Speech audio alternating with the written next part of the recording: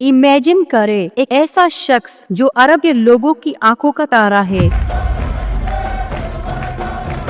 जिसे लोग सादिक और अमीन के लक़ब से पुकारते हैं, उनके पास रखवा दे माँ, वही सबसे ज्यादा सादिक और अमीन है।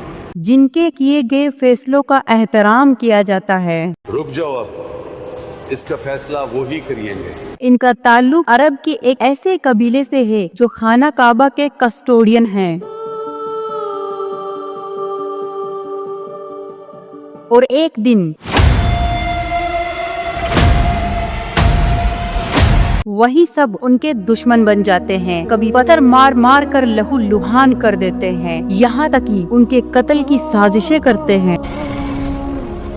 लेकिन कौन जानता था कि यही लोग एक दिन घुटने टेकने पर मजबूर हो जाएंगे।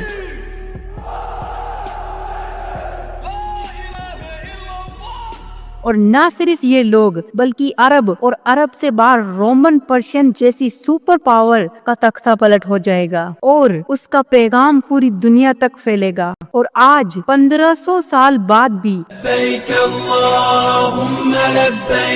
2 बिलियन लोग उन्हें दिल से अपना नबी मानते हैं। मुहम्मदुर रसूलुल्लाह, अल्लाह के महबूब, इमाम कायनात, सैयदुल अव्वलीन व आखिरीन, शफीउल मुज़बीन, रहमतुल लिल आलमीन, सैयदना व मौलाना इमाम आज़म सल्लल्लाहु अलैहि वसल्लम।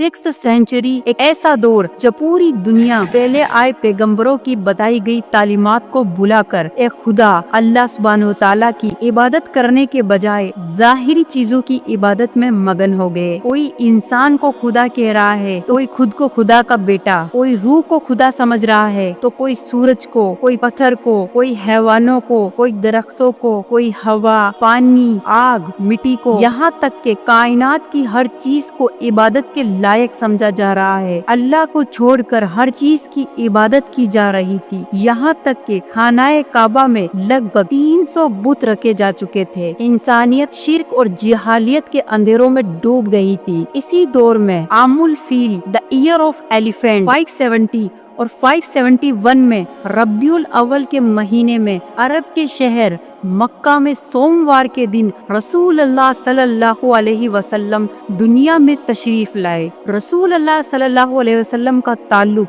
अरब के कबीले कुरैश और कुरैश के एक सब ट्राइब बनु हाशिम से था। रसूल अल्लाह सल्लल्लाहु अलैहि वसल्लम की पैदाइश पर बहुत हैरान कर देने वाले मौजज़े हुए। फारस, जो कि इस वक्त ईरान का इलाका है, का आतिश कदा जो 1000 साल से जल रहा था बुझ गया। कहा जाता है कि ये आग हजारों सालों से लगातार जल रही थी और कभी बुझी नहीं थी। लेकिन जब हजरत मोहम्मद मुस्तफा सल्लल्लाहु अलैहि वसल्लम पैदा हुए, उसी रात वे आग अचानक बुझ गई। ये उनके आने की एक बहुत बड़ी निशानी थी कि अब हक का दीन आने वाला है और गुमराही के रास्ते मिटा दिए जाएंगे। कुरैश, जो कि इकोनॉमिक क्राइसिस से गुजर रहे थे, इस साल दरख्त हरे हो गए, वीरान जमीन सरखेज हो गई और कुरैश, जो के इकोनॉमिक क्राइसिस से गुजर रहे थे, बाहर निकल गए। खुद रसूल अल्लाह सल्लल्लाहु अलैहि वसल्लम ने फरमाया, मैं उस वक्त भी नबी था जब आदम मिट्टी और पानी के दरमियान था। मैं इब्राहिम की दुआ, मैं ईसा की बशारत और अपनी माँ का वो ख्वाब हूँ जो उन्होंने मेरी पैदाइश के वक्त देखा था। और उनसे एक ऐसा नूर जाहिर हुआ जिससे शाम के मोहल्लात रोशन हो गए।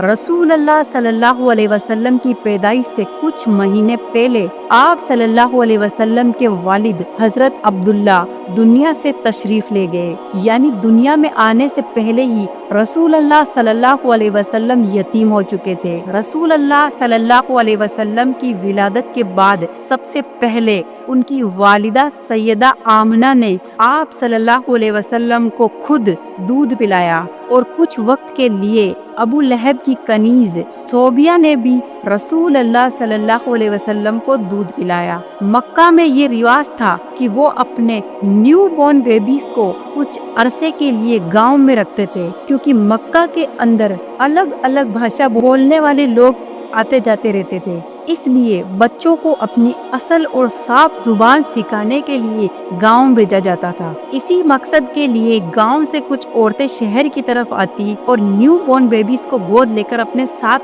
گاؤں لے جاتی۔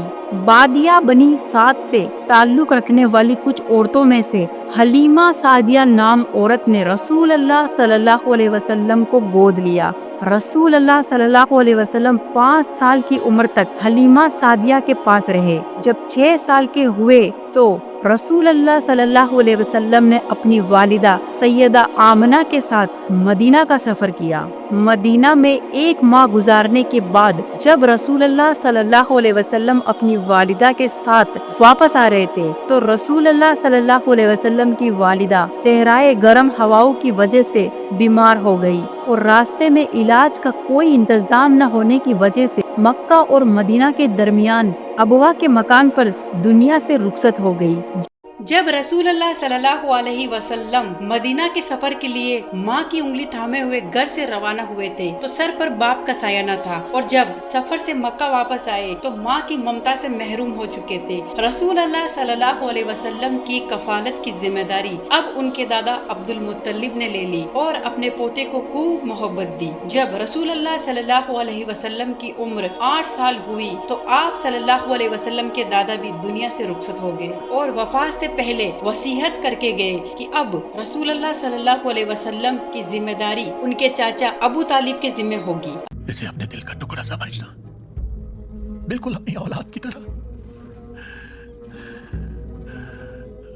رسول اللہ صلی اللہ علیہ وسلم کے چاچا ابو طالب ان سے اتنی محبت کرتے تھے کہ اپنی اولاد سے زیادہ ان کا خیال رکھتے تھے۔ جب سوتے تو ساتھ لے کر سوتے، جب باہر جاتے تو ساتھ لے کر جاتے، کیونکہ اب ابو طالب کی انکم اتنی زیادہ نہیں تھی اور فیملی بہت بڑی تھی، تو رسول اللہ صلی اللہ علیہ وسلم نے اپنے چاچا کو سپورٹ کرنے کے لیے بکریاں بھی چرائی اور محنت اور مشقت بھی کی۔ جب رسول اللہ صلی اللہ علیہ وسلم جوان ہوئے تو آپ صلی اللہ علیہ وسلم نے اپنا سورس آف انکم ٹریڈنگ کو بنایا اور اپنے چاچا کے ساتھ تجارتی سفر کیے۔ تجارت میں رسول اللہ صلی اللہ علیہ وسلم اونیسٹی، اپنے اچھے بیہیویئر اور فیئر ڈیلنگ کی وجہ سے صادق اور امین کے لقب سے مشہور ہو گئے۔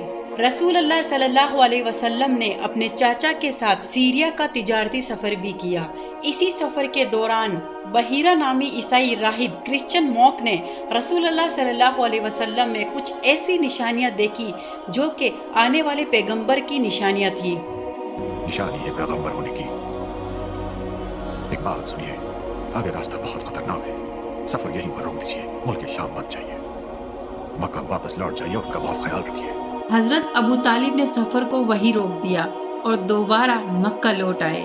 جب رسول اللہ صلی اللہ علیہ وسلم 25 سال کے ہوئے تو حضرت خدیجہ رضی اللہ تعالی عنہا کے تجارتی قافلے کے لیے دوبارہ سیریا کا سفر کیا۔ آپ صلی اللہ علیہ وسلم کی تجارتی قابلیت اور ایمانداری کو دیکھ کر حضرت خدیجہ رضی اللہ تعالی عنہا نے اپنی دوست نفیسہ کے ذریعے آپ صلی اللہ علیہ وسلم کو نکاح کا پیغام بھیجا اور آپ صلی اللہ علیہ وسلم نے اپنے چچا سے مشورہ کرنے کے بعد حضرت خدیجہ رضی اللہ تعالی عنہا سے شادی کی۔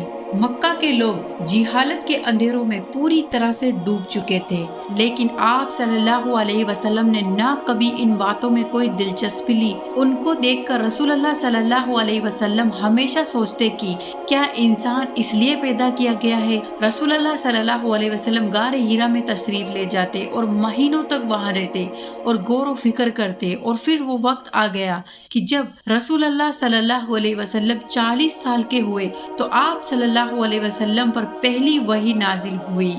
حضرت جبریل علیہ السلام آپ صلی اللہ علیہ وسلم کے پاس تشریف لائے اور فرمایا، بسم اللہ الرحمن الرحیم، اقرأ باسم ربک الذی خلق، آپ صلی اللہ علیہ وسلم گھبرا کر گھر تشریف لے آئے اور حضرت خدیجہ رضی اللہ تعالی عنہا سے کہا کہ مجھے چادر اوڑھا دو، جو حضرت خدیجہ رضی اللہ تعالی عنہا نے رسول اللہ صلی اللہ علیہ وسلم کو تسلی دی، ہرگز نہیں، اللہ کی قسم اللہ آپ کو کبھی رسوا نہ کرے گا، آپ غریبوں کی مدد کرتے ہیں، آپ مہمان نواز ہیں۔ پھر حضرت خدیجہ رضی اللہ تعالی عنہا رسول اللہ صلی اللہ علیہ وسلم کو اپنے چچا زاد بھائی ورقہ بن نوفل کے پاس لے آئی۔ ورقہ بن نوفل عیسائی عالم تھے اور عیسائیت کی تعلیمات پر عمل کرتے تھے۔ ورقہ بن نوفل نے رسول اللہ صلی اللہ علیہ وسلم کو نبوت کے بارے میں بتایا۔ رسول اللہ صلی اللہ علیہ وسلم کو یہ سن کر بہت سکون محسوس ہوا۔ اس کے بعد کچھ دیر کے لیے وحی کا سلسلہ رک گیا، جسے فترت کا پیریڈ کہا جاتا ہے۔ فترت کا پیریڈ گزرنے کے بعد رسول اللہ صلی اللہ علیہ وسلم پر سورہ مدثر کی آیت نازل ہوئی۔ أيها المدثر قم فأنذر وربك فكبر وثيابك فطهر والرجز فاهجر ولا تمنن تستكثر صدق الله العظيم۔ یوں نبوت کا آغاز ہوا۔ پہلے 3 سال تک خفیہ دعوت کا سلسلہ جاری رہا۔ ابھی اعلانیہ دعوت کا حکم نہیں آیا تھا۔ رسول اللہ صلی اللہ علیہ وسلم خفیہ طور پر لوگوں کو سمجھا رہے تھے کہ اللہ ایک ہے، اس کے سوا کوئی معبود نہیں، اسی کی عبادت کرنی چاہیے۔ 2.5 سال کا عرصہ گزرا تھا کہ ایک دن کچھ مسلمان مکہ سے دور ایک گھاٹی پر نماز پڑھ رہے تھے کہ کچھ کافر وہاں پہنچے اور ان کو نماز پڑھتا دیکھ کر ان کا مذاق اڑانے لگے۔ حضرت سعد بن ابی وقاص جو کہ 19 سال کے نوجوان تھے، انہوں نے کافروں کے مذاق سے تنگ آ کر سامنے پڑے ایک اونٹ کے ڈھانچے سے ایک ہڈی اٹھائی اور بنی تیم کے عبداللہ بن قتل کے سر پر دے ماری اور وہ کافر وہیں مر گیا۔ اس واقعے کے بعد رسول اللہ صلی اللہ علیہ وسلم حضرت ارقم رضی اللہ تعالی عنہ کے مکان میں منتقل ہو گئے۔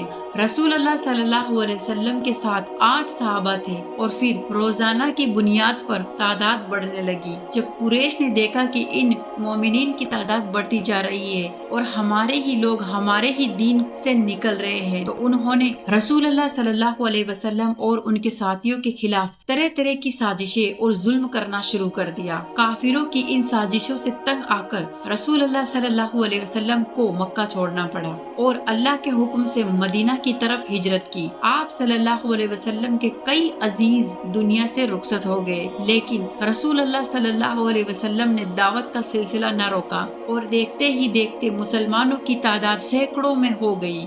لیکن رسول اللہ صلی اللہ علیہ وسلم کو سب سے بڑا سپورٹ جب ملا جب عمر رضی اللہ تعالیٰ نے دین کو قبول کیا۔ عمر وہ شخصیت ہے جن کے بارے میں رسول اللہ صلی اللہ علیہ وسلم نے فرمایا اگر میرے بعد کوئی نبی ہوتا تو وہ عمر ہوتا۔ یہ ایک لمبی سٹوری ہے، تو اس کے لیے آپ کو پہلے سبسکرائب کرنا پڑے گا، سبسکرائب کریں، اور اگر حضرت عمر رضی اللہ تعالیٰ عنہ کے بارے میں جاننا چاہتے ہیں تو کومنٹ میں لکھیے، انشاءاللہ ہم فل ڈیٹیل ویڈیو لے کر آئیں گے۔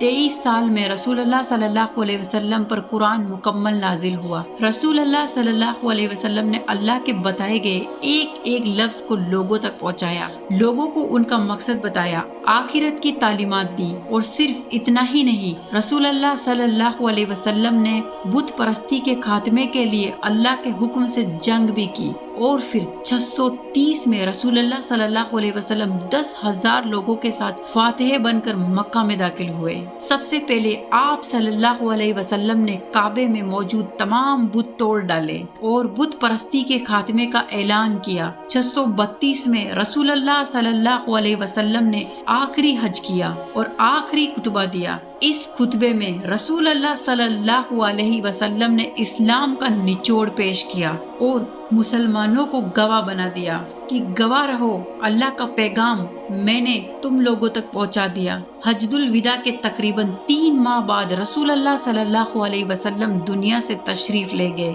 رسول اللہ صلی اللہ علیہ وسلم کی ذات، ان کے صفات، ان کی سیرت اور ان کے معجزات اتنے وسیع اور خوبصورت ہیں کہ اگر ہم کئی دنوں تک بھی ان پر بات کریں تو بھی ختم نہ ہو۔ رسول اللہ صلی اللہ علیہ وسلم ہم سے اتنی محبت فرماتے تھے کہ حدیث میں آتا ہے ہر نبی کو ایک خاص دعا دی گئی تھی جسے انہوں نے دنیا میں ہی استعمال کر لیا۔